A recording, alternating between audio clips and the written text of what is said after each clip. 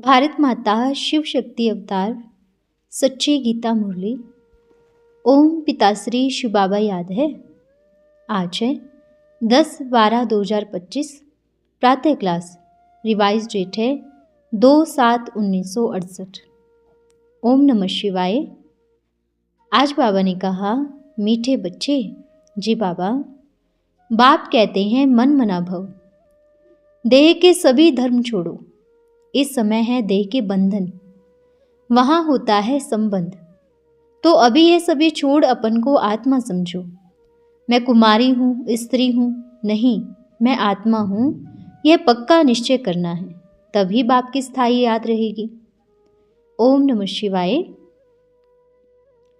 ओम शांति। यह किसने कहा? हम सो आत्मा ने, हम शरीर ने नहीं कहा। हम आत्मा ने कहा, मुझ आत्मा का स्वधर्म है शांत। तुम बच्चे जानते हो हम कहाँ के रहने वाले हैं, यहाँ क्यों आए हैं। यहाँ आए ही हैं पाठ बजाने। अभी 84 का चक्र लगाकर पूरा किया। बाप ने समझाया है, बच्चे, हे आत्माओं, तुम अपने जन्मों को नहीं जानते हो। हम आत्मा ही एक शरीर छोड़ दूसरा लेती हैं, फिर तीसरा लेती हैं। तुमने 84 बार शरीर धारण कर पाठ बजाया है, वही फिर कल्प कल्प लेंगे। जो 84 जन्म लिए हैं वही 84 जन्म लेंगे। जो कुछ 84 जन्मों में पाठ बजाया वह बजाते बजाते आकर अंत हुआ है। बाप को तुम बच्चों ने बुलाया है, निमंत्रण दिया है। बाबा आकर हमको सतोप्रधान पतित से पावन बनाओ और सृष्टि चक्र कैसे फिरता है यह समझाओ। बस और कोई बात किसने कही हो तो बताओ। इसी बात के लिए गायन भी है। ऋषि मुनि आदि कोई भी रचयिता और रचना के आदि मध्य अंत को नहीं जानते। अभी तुम बच्चों ने बाप को भी जाना है, सृष्टि चक्र को भी जाना है। बाप का फर्ज है अपना परिचय देना और 84 के चक्र का नॉलेज देना। बाप को कहा भी जाता है पतित पावन, ज्ञान का सागर। तुम बच्चे भी जानते हो बाबा का यहाँ क्या पार्ट है। बाबा ही आकर यह सभी नॉलेज देते हैं। वह तो कहते हैं हम रचयिता और रचना को नहीं जानते, गोया नास्तिक हैं। वही नॉलेज ड्रामा प्लान अनुसार बाप का ही फर्ज है जो आकर बच्चों को समझाते हैं। रचयिता को जानना तो सेकंड का काम है, पर डिटेल में समझाने से समय लग जाता है। सेकंड में ज्ञान मिल जाए तो तुम याद की यात्रा में कच्चे हो जाओ। इसलिए पढ़ाई वृद्धि को पाई है।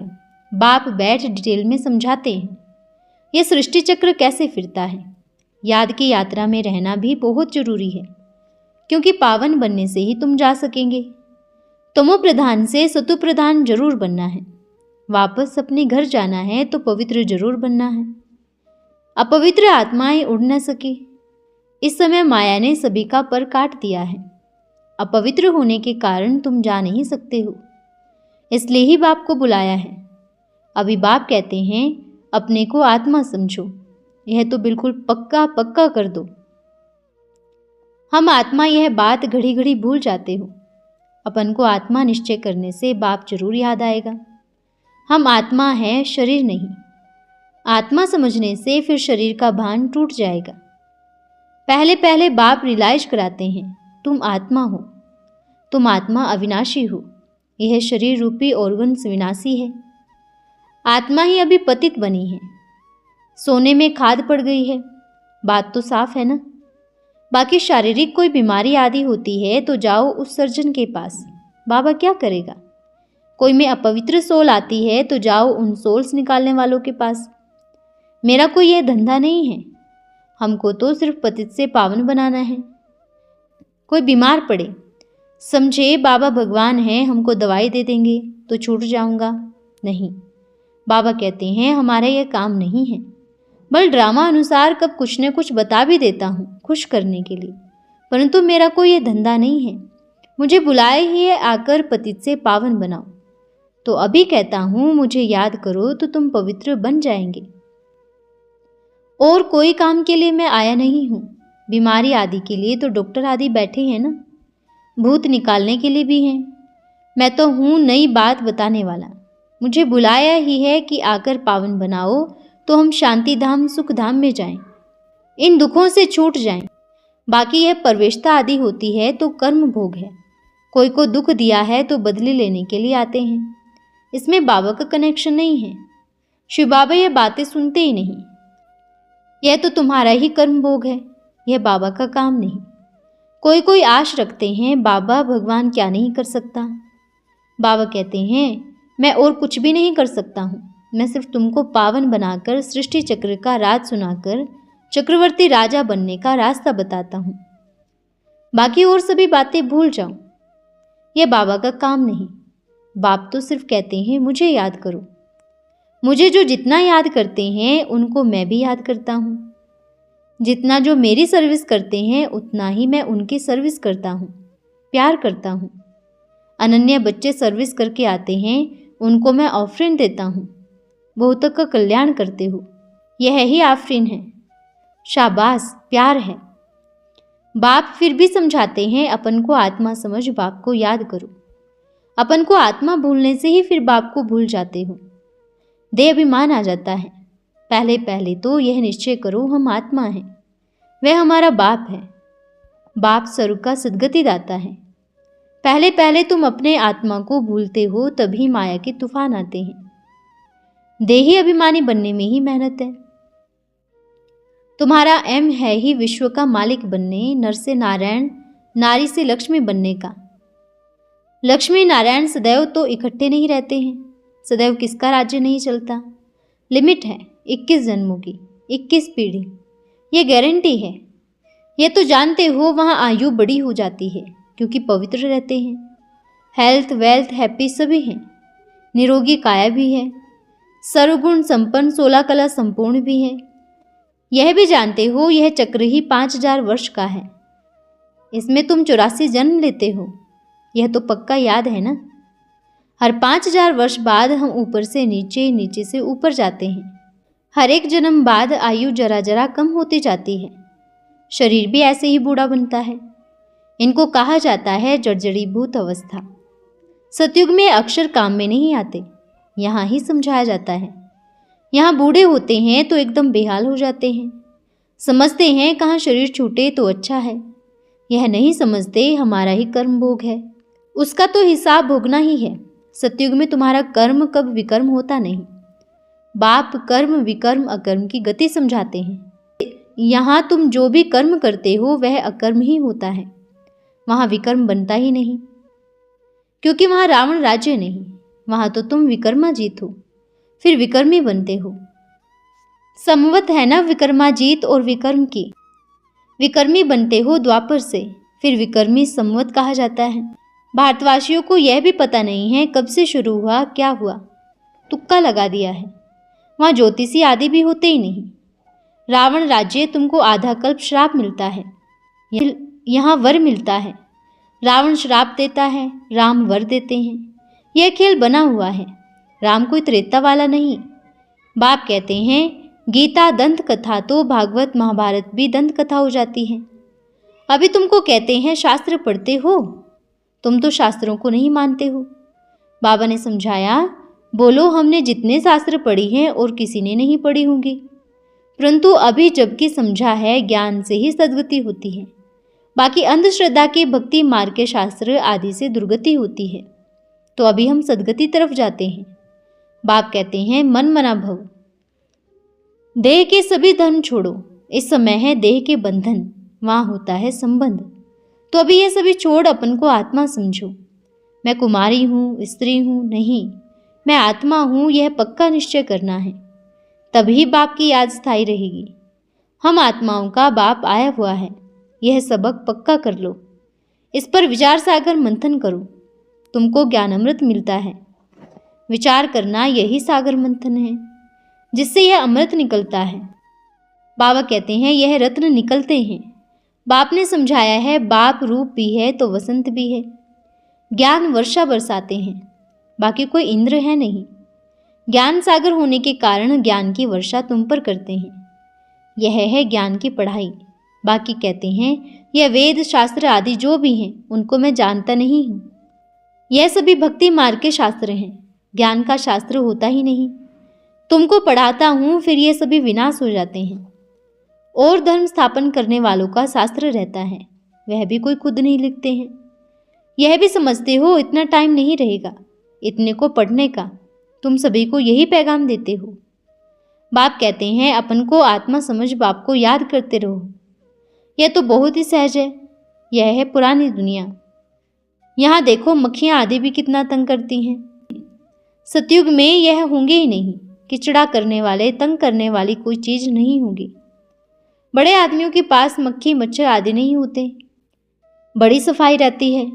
यह है ही डर्टी वर्ल्ड, परंतु अपन को कोई समझते थोड़ी हैं, इसलिए जंगली जानवर से भी बदतर कहा जाता है। जैसे वह रेस होती है घोड़ों आदि की, यह फिर है आत्माओं की रेस। बाप से तुम योग लगाते हो, पहले जो जाकर टच करेंगे उनको ही इनाम मिलेगा। बाप को अच्छी रीत याद करना है और दैवी गुण धारण करनी है, प्रजा भी बनानी है। सभी तो नहीं आकर राजा बनेंगे, पहले पहले तुम जरूर एक राजा ही होंगे। बल कहा जाता है 8 बादशाही पहले होनी चाहिए, परंतु उसमें भी पहले पहले लक्ष्मी नारायण का राज्य कहा जाता है और किसी का नाम नहीं है। द्वारकाधीश कृष्ण को ही कहते हैं।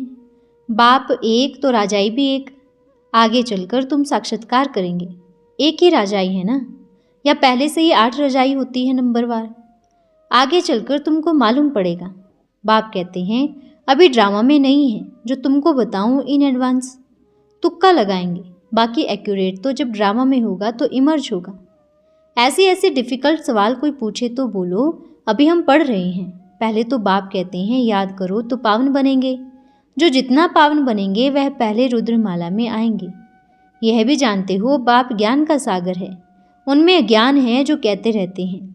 आजकल तुमको नई गुहे बातें सुनाता हूँ, यह तो कहते रहेंगे। मुख्य बात है ही एक आर्य समाजी हो या कोई भी हो, बोलो बाप यह कहते हैं पहले पहले बाप का परिचय न देने से तुम और बातों में बैठ तिक तिक करते हो। बाप को परमपिता कहा जाता है तो जरूर कर्तव्य भी होगा ना। जास्ती तिक तिक करने से मूंझ जाते हैं। पहले तो बाप का परिचय दो। बोलो तुम बाप को सर्वव्यापी समझते हो, गाली देते हो। हम तो उनको बहुत प्यार करते हैं, हमको बेहद का वर्षा बाप देते हैं। बहुत तिक तिक करने की दरकार नहीं। बोलो हम कुछ भी नहीं करते हैं, सिर्फ एक अलफ को समझना है। प्रदर्शनी में भी पहले पहले बाप का परिचय दो। हम आत्मा है, वह हमारा बेहद का बाप, बेहद का सुख देने वाला है, जिसको स्वर्ग की बादशाही कहा जाता है। अभी वह आदि सनातन देवी देवता धर्म नहीं है, प्रायलोप हो गया है, तो हिंदू नाम रख दिया है क्योंकि पतित बने हैं। बहुत ही प्यार से समझाना है। बाप आते ही हैं इस तन में, कहते हैं ब्रह्मा द्वारा स्थापना। काहे का? नई दुनिया की। हम ब्रह्मा के बच्चे ही योग बल से स्थापना करते हैं। इसमें लड़ाई आदि की कुछ भी बात नहीं। अपने ही तन मन धन से राजधानी स्थापन करते हैं। तुम तो स्वर्ग में जाते ही नहीं। हम स्वर्ग में जाएंगे तो बाकी सभी शांति धाम में चले जाएंगे। बाप कहते हैं तुम्हारे 84 जन्म पूरे हुए, अभी फिर तुमको पहला नंबर जाना है। बच्चियां कहती हैं हम कुछ भी पढ़े लिखे नहीं हैं। बाप कहते हैं कुछ भी न पढ़े हो तो यह तो बहुत ही अच्छा है। तुम एक अलफ को जानने से सब कुछ जान जाएंगे। यह पढ़ाई ही अलग है। लौकिक पढ़ाई से तुम अल्पकाल के लिए शरीर निर्वाह आदि करते हो, इससे तो तुम नई दुनिया के मालिक बनते हो। बाप से बेहद का वर्षा मिलता है, राजाई तो है, फिर आपस में भी नंबरवार मर्तबे हैं।